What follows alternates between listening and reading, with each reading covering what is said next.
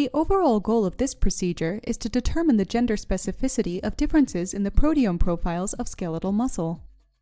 This is accomplished by first mincing and thoroughly homogenizing biceps brachii tissues from male and female mice in order to extract most proteins.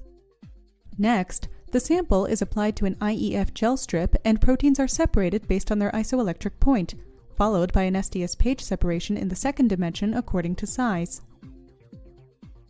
Following staining and imaging of the gels, the proteomic profiles of male and female muscle samples are compared, and spots with significant differences in abundance between the two genders are excised.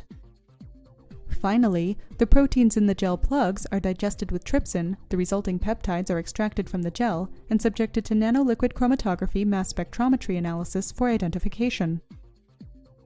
Ultimately, results can be obtained that show differential expression of proteins in two or more experimental conditions through two-dimensional gel electrophoresis and mass spectrometry-based proteomics. Though this method can provide insight into muscle gender specificity, it can also be applied to other cells, tissues, organs, or fluids in varying physiological states.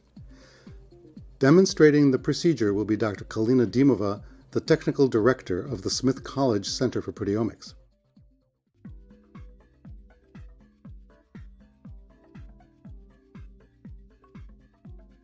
After isolating, cleaning, and mincing mouse skeletal muscle, add 45 microliters of extraction buffer per gram of tissue. Refer to the written protocol for this and all other buffer recipes. Using a motorized pestle, homogenize the tissue 7 times for 15 seconds each at 4 degrees Celsius, with 2 minutes cooling on ice between each homogenization. Centrifuge the